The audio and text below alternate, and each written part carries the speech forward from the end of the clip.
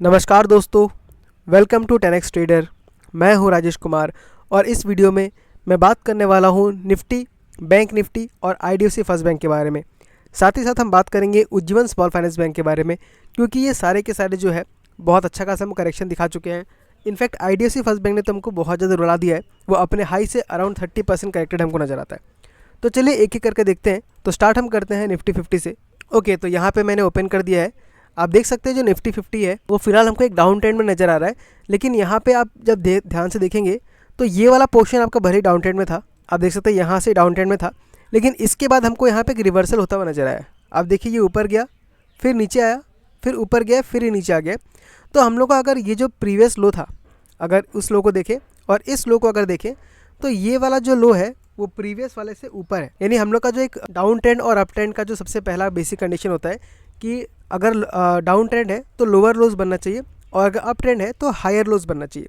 यानी ये देखिए पहला आपका लो नीचे बना है सबसे, उसके बाद जो अगला लो बना है वो उसके ऊपर है। तो क्या यहाँ पे हमको ऐसा इंडिकेशन मिल रहा है कि इसका बॉटम फॉर्म हो चुका और अब यहाँ से निफ्टी वापस रिवर्स करेगा? तो ये हम फिलहाल इस पॉइंट पे 100% गारंटी नहीं दे सकते, क्योंकि देखिए अभी हमको 2-3 दिन और देख लेना पड़ेगा। अगर निफ्टी इसके नीचे आ जाता है तब तो हमारा डाउन ट्रेंड जो है कंटिन्यू रहेगा और मेरे ख्याल से इसके नीचे आ सकता है। अगर डाउन ट्रेंड कंटिन्यू होता है तो यहाँ पे हम कुछ भी प्रेडिक्ट नहीं कर रहे हैं, हम सिर्फ मार्केट क्या बता रहा है वो देखने का ट्राई कर रहे हैं। नेक्स्ट सिनेरियो ये हो सकता है कि ये जो निफ्टी है ये 200 EMA के पास आ चुका है, उसको ब्रीच कर चुका है भले ही, लेकिन ये कोई फिक्स ट्रिक जगह नहीं है कि वहाँ पे आके रिवर्स मारेगा ही। उसके आसपास को हमको देखना पड़ता है, एक जोन की तरह मान के चलना पड़ता है। तो निफ्टी 50 जो है वापस से 200 EMA के पास है, तो बहुत ज़्यादा चांसेस है कि यहाँ से रिवर्सल के वापस ऊपर की तरफ जाए। ऑफकोर्स एक बार में नहीं जाएगा, वो फ्लक्चुएट करते हुए जाएगा। तो अगर यहाँ से वापस रिवर्सल दिखाता है तो हमको यहाँ पे एक क्लियर डबल बॉटम फॉर्म होता हुआ नजर आएगा। जो डबल बॉटम हमारा ऐसा बनता है जब दोनों लोज सेम जगह पे होते हैं, लेकिन यहाँ पे हमको थोड़ा सा टिल्टेड दिखेगा। तो फिलहाल निफ्टी जिस जगह पर है वो एक बहुत ही क्रूशियल जगह है। हमें 3-4 दिन वेट करके देखना चाहिए कि यहाँ पे हम इन्वेस्ट कर सकते हैं कि वेट कर सकते हैं। लेकिन अगर मैं अपना ओपिनियन शेयर करूँ तो निफ्टी हमको फिलहाल मिल रहा है 200 दिन के मूविंग एवरेज के पास। तो ये जो ग्रीन लाइन है ये आपका 200 EMA है और ये एक बहुत ही स्ट्रॉन्ग सपोर्ट की तरह काम करता है। तो जो अगर लॉन्ग टर्म इन्वेस्टर है जिनको अच्छा खासा वेल्थ बनाना है लंबे समय में, उनके लिए तो बहुत अच्छा खासा अपॉर्चुनिटी है। यहाँ पे हमें आराम से ऐड करना चाहिए, यहाँ पे भी ऐड करना चाहिए। तो अगर मैं अपने बारे में बात करूँ तो आप देखिए मैंने ऑलरेडी ऐड करके रखा है। मैंने यहाँ पे निफ्टी 20 मेरे पास अराउंड 14,000 अमाउंट लगा हुआ है, जो फिलहाल मुझे यहाँ पे 2% का लॉस दिखा रहा है। तो अगर आप इतना डरेंगे, अगर आप इन्वेस्ट करेंगे ही नहीं तो आप कहीं पैसा बना ही नहीं पाएंगे। आप सोच रहे हैं कि अगर मैं निफ्टी वापस से अपट्रेंड स्टार्ट करेगा उसके बाद लूँगा, तो आप यहाँ पे खरीदेंगे 26,000 पे खरीदेंगे, लेकिन तब तक आपका जो ऑलमोस्ट 10% तक का जो गेन है वो खत्म हो चुका होगा और क्या पता उसके बाद फिर से वो नीचे आने लग जाए। तो मार्केट को कोई प्रेडिक्ट नहीं कर सकता। हमें मार्केट के साथ जब जब अच्छा गिरावट मिलता है तो वहाँ पे धीरे धीरे करके ऐड करते रहना चाहिए, तभी तो आप बहुत अच्छा खासा प्रॉफिट कर पाएंगे। आप एग्जांपल के तौर पे देख सकते हैं, यहाँ पे इस जगह पे कोई वेट कर रहा होगा 2023 में कि मैं और गिरने के बाद लगाऊंगा, तो उसको यहाँ तो फायदा हो गया होगा, लेकिन जिसने नहीं लगाया होगा उसको देखिए वापस से मार्केट इस प्राइस से मिला ही नहीं है। ये देखिए 2023 में 18,000 का था और अगर ऐसे ही वेट करते रहता वो आदमी तो उसको वापस यहाँ मिलता ही नहीं। आप देखिए आपको फिर भी अगर आप नीचे भी लेते 200 EMA के पास भी लेते तो भी आपको देखिए यहाँ से कितना करेक्शन मिल रहा है। आपको यहाँ से 24% ऊपर मिल रहा है। तो ऐसा नहीं कि प्रॉब्लम उस टाइम पे नहीं था, उस टाइम पे भी कुछ ना कुछ प्रॉब्लम रहा होगा तभी तो मार्केट गिरा है। इस टाइम में भी कुछ प्रॉब्लम था तभी मार्केट गिरा है, लेकिन मार्केट गिरना बड़ी बात नहीं है। आपको इतना पता होना चाहिए कि निफ्टी अगर है तो वो पूरे इंडिया को रिप्रेजेंट कर रहा है। तो अगर आप इंडिया पे ही बुलिश नहीं है तो फिर आपका कुछ नहीं हो सकता। इसलिए निफ्टी 50 में जब भी आपको ऐसा मौका मिले, 200 दिन के पास मिले, आप आराम से उसमें ऐड कीजिए, क्योंकि ये जो डिप्स में ऐड करते हैं वही आपको एक्स्ट्रा % मिलता है। आप मान लीजिए अगर आप यहाँ पे ऐड करते रहते, जो लोग यहाँ पे ऐड कर रहे हैं तो उनका मान लीजिए 23% तक का रैली मिस हो चुका है, लेकिन जब वापस आपको निफ्टी उसी पोजीशन में मिल रहा है तो यहाँ पे आप लेंगे तभी तो प्रॉफिट बढ़ेगा ना। अगर आप उसके ऊपर लेने जाएंगे तो आपका कभी भी प्रॉफिट कम ही रहेगा। तो ये जो एक्स्ट्रा 10% हमको निफ्टी नीचे मिल रहा है ये हमारे प्रॉफिट में ऐड हो जाएगा जब वापस से निफ्टी अपना अप ट्रेंड कंटिन्यू करेगा। और जिन लोगों को लग रहा है कि निफ्टी 50 बहुत ज़्यादा ओवरवैल्यूड हो गया है, उनको मैं ये चार्ट दिखाना चाहता हूँ। ये निफ्टी का प्राइस ट्रेंडिंग हमको दिखाता है। तो अभी अगर हम देखें तो निफ्टी का जो प्राइस ट्रेंडिंग है वो 22.60 पे चल रहा है, जो कि आपको फेयरली वैल्यूड दिखा रहा है। बहुत ज़्यादा महंगा ये नहीं है। बहुत ज़्यादा महंगा कब होगा? जब वो 28-27 पहुँच जाएगा। अब देखिए जब ये लाल आपको जो दिख रहा है, आपको जो रेड कलर में दिख रहा है, उस टाइम पे निफ्टी का जो वैल्यूशन था बहुत ज़्यादा महंगा हो गया था, 27 पे, 26 पे, 28 पे। तो उसके बाद गिरावट अच्छा खासा आ सकता है, आप मान सकते हैं, आप वेट कर सकते हैं। लेकिन 22 का जो प्राइस ट्रेंडिंग है वो काफ़ी फेयरली वैल्यूड है। अगर इसमें भी इन्वेस्ट करने में आपको डर लगता है तो मेरे ख्याल से आपके लिए स्टॉक मार्केट है ही नहीं। आप FD में पैसा लगाइए, वहाँ पे आपको सेफ रिटर्न मिलेगा। तो ये था मेरा निफ्टी 50 का एनालिसिस। लेकिन अब हम देख लेते हैं कि बैंक निफ्टी में हमें क्या नज़र आता है। इसने यहाँ पर 200 DMA पे एक बार सपोर्ट लिया, सपोर्ट लेके ऊपर गया और वापस से हमको 200 DMA के पास ही मिल रहा है। लेकिन यहाँ पे एक खास बात और भी हमें दिख रहा है कि ये जो निफ्टी बैंक है वो आपको एक रेंज में फंसते हुए नज़र आ रहा है। जैसे आप यहाँ पे देखिए, इधर पे एक अपर रेंज है और यहाँ पे आपको एक लोअर रेंज मिल रहा है। तो इस रेंज में मल्टीपल आपको सपोर्ट दिखाई देगा और मल्टीपल आपको रेजिस्टेंस दिखाई देगा। यहाँ पर एक आपको रेजिस्टेंस दिख रहा है, यहाँ इसको ब्रेकआउट किया था लेकिन सस्टेन नहीं कर पाया, और यहाँ फिर से आपको एक रेजिस्टेंस दिख रहा है। वही सपोर्ट देखें तो यहाँ पर एक बार ब्रेकआउट हुआ पहले, फिर यहाँ पे एक सपोर्ट लिया, यहाँ पर एक सपोर्ट लिया, यहाँ सपोर्ट लिया, यहाँ सपोर्ट लिया और यहाँ पे एक बार सपोर्ट लिया।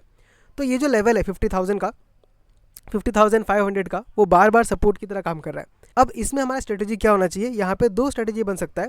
एक तो हम लोग का जो नॉर्मल सा है कि किसी भी ETF में आपको 200 EM पे एवरेज करना चाहिए, तो हम यहाँ पे धीरे से एवरेज कर सकते हैं और मैंने खुद भी इस जगह पे बाइंग किया हुआ है। और दूसरा स्ट्रेटजी ये बनता है कि हम यहाँ पे वेट करें ब्रेकआउट होने का। तो अगर ये मान लीजिए नीचे की तरफ ब्रेकडाउन देता है तो इसका टारगेट और भी नीचे तक आ सकता है, ये 48,000 तक आ सकता है। लेकिन मुझे चांसेस बहुत ही कम लग रहे हैं, क्योंकि मान लीजिए आपका ये 2024 जुलाई से दिसंबर तक, मतलब मान लीजिए ऑलमोस्ट 6 महीना से 7 महीने के आसपास आपका ये कंसोलिडेशन कर रहा है। तो मुझे जहाँ तक लगता है, ये मेरा ओपिनियन है कि अभी भी जो बैंक निफ्टी वो कंसोलिडेट करेगा। लेकिन ये जो रेंज है आपको यहाँ पे नज़र आ रहा है वो अराउंड 3 to 5% का है, या 6% का आपका रेंज है। तो अगर कोई ट्रेड करना चाहता है तो इस रेंज में आराम से ट्रेड कर सकता है और ठीक ठाक रिटर्न आपको मिल ही जाएगा। तो देखिए, जब भी यहाँ से मूव देता है तो आपको ये 15 से 20 दिन के अंदर 7% 6% दे ही दे रहा है। यहाँ पे आप देख सकते हैं आपको 44 डेज़ के अंदर 6% का रिटर्न दिया, और इस जगह पे अगर फिर से आप लेते हैं तो यहाँ पे आपको 63 डेज़ के अंदर 7% तक का रिटर्न दिया। यानी 1-2 महीने के अंदर आपको 6 to 7% का रिटर्न मिल जा रहा है, जो कि मेरे ख्याल से बहुत ही अच्छा खासा रिटर्न है। दूसरा RSI अगर देखें तो RSI आपका 33 के आसपास है, जो कि ओवरसोल्ड हम मानते हैं, या कुछ लोग मानते हैं कि डाउन ट्रेंड आ सकता है। लेकिन ETF में आपको इसको ओवरसोल्ड मान के चलना चाहिए, क्योंकि ETF को क्या है, फ्लक्चुएट करता रहता है, वो बहुत ज़्यादा करेक्शन नहीं होता। तो बैंक बीजे में अगर देखूँ तो मुझे बहुत अच्छा खासा यहाँ पे लग रहा है, एक अपॉर्चुनिटी है, यहाँ बाय करना चाहिए। ऑफकोर्स मैं ऑप्शन ट्रेडिंग के बारे में बात नहीं कर रहा हूँ, मैं बात कर रहा हूँ सिर्फ ETF ट्रेडिंग के बारे में। और मैंने खुद भी इन्वेस्ट करके रखा हुआ है, आप यहाँ पे देख सकते हैं। बैंक निफ्टी मेरे पास अराउंड 527 के एवरेज पर है, और फिलहाल मुझे वहाँ पे थोड़ा सा 2% तक का लॉस हो रहा है, जो कि नॉर्मल सा बात है। अगर आप ETF में ट्रेड करते हैं या मार्केट में ट्रेड करते हैं तो आपको 3-4-5% तक का लॉस हो ही सकता है, एकदम कॉमन सी बात है। तो निफ्टी और बैंक निफ्टी देखने के बाद हम देखते हैं रिटेलर्स का सबसे फेवरेट स्टॉक, और इनफैक्ट मेरा भी फेवरेट स्टॉक है, लेकिन वो हमारे अकॉर्डिंग परफॉर्म नहीं कर रहा है, वो है IDFC फर्स्ट बैंक। ओके, तो IDFC फर्स्ट बैंक का चार्ट खुल चुका है, आप देख सकते हैं इसमें बहुत ही अच्छा खासा डाउनफॉल आया। अगर हाई से मैं देखूँ तो फिलहाल हमको 38% तक के करेक्शन पे मिल रहा है, जो कि बहुत ही बड़ा करेक्शन है।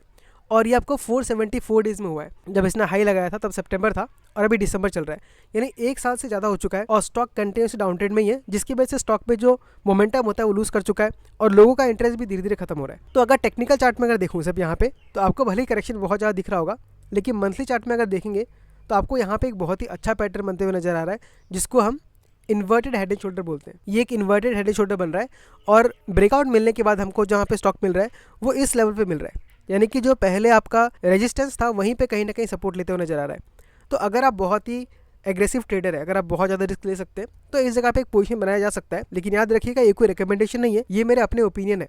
हो सकता है मैं गलत भी हो सकता हूँ और सही भी हो सकता हूँ। इसके बाद आपको अपना खुद का एनालिसिस करना है, उसके बाद ही ट्रेड करना है। तो चांसेस ये है कि यहाँ से आपस अप ट्रेंड स्टार्ट कर दे और काफ़ी ऊपर चला जाए, और लॉन्ग टर्म में स्टॉक काफ़ी अच्छा खासा परफॉर्म करके दे भी रहा है। तो जो लोग पेशेंस होल्ड कर सकते हैं, मेरे ख्याल से उन्हें काफ़ी अच्छा खासा अवार्ड मिलेगा, लेकिन मेरे ख्याल से उनको अच्छे समय तक होल्ड करना पड़ेगा। और इसका टारगेट अगर देखूं तो इसका टारगेट आराम से आपका 120-130 के आसपास का है। अब इसके शेयर होल्डिंग में आके अगर हम देखें तो हमें एक बहुत ही इंटरेस्टिंग चीज़ नजर आएगा। पब्लिक में आप देख सकते हैं कि जो आशीष धवन है, उन्होंने 1.19% का स्टेक लिया है। तो आशीष धवन एक बहुत ही अच्छे खासे जाने माने इन्वेस्टर है, जिन्होंने अपने पैसे को बहुत अच्छा खासा मैनेज किया है, और वो एक फंड मैनेजर भी है। तो उन्होंने भी इसमें काफ़ी अच्छा खासा स्टेक लेके रखा हुआ है। तो ये एक पॉजिटिव न्यूज़ निकल के आ सकती है कि जो बड़े बड़े इन्वेस्टर्स हैं वो इन स्टॉक्स में अभी इन्वेस्टमेंट स्टार्ट कर रहे हैं। अगर हम प्रॉफिट एंड लॉस में आके देखिए साल दर साल, तो आप देख सकते हैं नेट प्रॉफिट में काफ़ी अच्छा खासा हमको जंप देखने के लिए मिल रहा है। 2022 में सिर्फ 132 करोड़ का प्रॉफिट था, फिर 2400 का हुआ, फिर 2900 का हुआ, और अभी ट्रेलिंग 12 मंथ्स में 2300 का हो रहा है। यानी कि जो नेक्स्ट 2 क्वार्टर बचा हुआ है, अगर उसका प्रॉफिट हम ऐड करके देखेंगे तो मेरे ख्याल से 3000 के ऊपर पार कर जाएगी। तो अगर हम यहाँ पे देखिए ओवरऑल अगर हम बैंक को देखें तो ठीक ठाक काम कर रहा है, लेकिन बीच बीच में थोड़ा बहुत प्रॉब्लम आ रहा है। तो जो लॉन्ग टर्म में होल्ड कर सकता है, मुझे लगता है कि काफ़ी अच्छा खासा प्रॉफिट उसको हो सकता है। लेकिन फिर से बोल देना चाहता हूँ कि ये मेरा पर्सनल ओपिनियन है, और एज ए डिस्क्लेमर मैं खुद भी इसमें इन्वेस्टेड हूँ। आप देख सकते हैं IDFC फर्स्ट बैंक मेरे पास अराउंड 1000 क्वांटिटी है, और जो कि 48 के प्राइस पर है। तो मैंने इसको 100 पे जाते हुए भी देखा है और 29 पे जाते हुए भी देखा है। तो मैं काफ़ी लंबे समय से होल्ड कर रहा हूँ। तो ये था मेरा IDFC फर्स्ट बैंक का एनालिसिस। अभी ये कुछ ही दिन बाद, मान लीजिए 1-2 हफ्ते बाद, आपको Q3 का रिजल्ट भी देखने मिल जाएगा। अगर उसमें रिजल्ट में कुछ इंप्रूवमेंट आता है तो स्टॉक भी काफ़ी अच्छा खासा परफॉर्म कर सकता है। आप मुझे कमेंट में ये बताइए कि आप कितने प्राइस से इसको होल्ड कर रहे हैं, और आपको कितना लॉस हो रहा है, कितना प्रॉफिट हो रहा है। हम बढ़ते हैं अपने अगले स्टॉक की तरफ, जिसका नाम है उज्जीवन स्मॉल फाइनेंस। अब उज्जीवन स्मॉल फाइनेंस को देखें तो वो भी क्लियर डाउन ट्रेंड में है, और इसने जो लो लगाया था वो 31 का लगाया था, जो कि रिजल्ट के दिन आया था। लेकिन उसके बाद स्टॉक था ऊपर गया है, और जो नेक्स्ट लो लगा रहा है वो अगर मान लीजिए 31 के नीचे क्लोज नहीं होता है, यहाँ से वापस रिवर्सल देता है, तो बहुत ज़्यादा चांसेस है कि इसका ट्रेंड रिवर्सल हो जाएगा। आप यहाँ पे देखिए, यहाँ से ये पूरा लोअर लोज लगा रहा था, यहाँ पे आपका जो लो बना है वो फिलहाल इसके ऊपर बना है। तो यहाँ से अगर ऊपर जाता है और नेक्स्ट लो भी ऊपर बनता है, तो यहाँ पे हम लोग का इसका अप ट्रेंड कन्फर्म हो जाएगा। लेकिन उज्जीवन स्मॉल फाइनेंस में हमको फिलहाल बहुत ज़्यादा रिस्क नहीं लेना है। अगर हमको ये 33 31 के आसपास मिलता है तो वहाँ पे हम स्टेक ले सकते हैं, क्योंकि वो इसके बुक वैल्यू के बहुत ही पास हो जाएगा। तो अगर आपको बहुत अच्छा खासा पैसा कमाना है तो आपको हमेशा सस्ते वैल्यूएशन पे लेना पड़ेगा। अगर सस्ते वैल्यूएशन पे लेते हैं और थोड़ा समय लग सकता है, लेकिन तब आपको प्रॉफिट काफ़ी अच्छा खासा होगा। आप यहाँ पे देखिए, अगर आप यहाँ पे लेके होल्ड करते हैं और 1 साल भी लगता है वापस, अगर ये अपने 61 को टच करता है, तो आपको अराउंड 81% तक का प्रॉफिट हो सकता है, जो कि बहुत ही अच्छा खासा प्रॉफिट होगा। और अगर अपने बारे में बात करूं तो उज्जीवन स्मॉल फाइनेंस से मैं इन्वेस्टेड हूं, और मेरा एवरेज अराउंड 36-35 का है। तो मैं तो इसको फिलहाल होल्ड करने वाला हूं, लेकिन आपको अपना डिसीजन खुद लेना है, खुद का समझदारी यूज़ करना है, उसके बाद ही आपको स्टॉक में ट्रेड करना है। तो दोस्तों, ये हमारा आज का लास्ट का स्टॉक था। आप मुझे कमेंट करके बताइए कि आपको ये वीडियो कैसा लगा। अगर इन्फॉर्मेशन अच्छा लगा तो इस वीडियो को लाइक कीजिए, और हो सके तो चैनल को सब्सक्राइब भी कर दीजिएगा, क्योंकि उससे मुझे बहुत मोटिवेशन मिलता है और मैं ऐसे वीडियोस कंटिन्यूसली बनाते रह पाता हूँ। मिलता हूँ आपसे अगले वीडियो में किसी अगले स्टॉक के साथ। तब तक के लिए tata, bye bye, take care.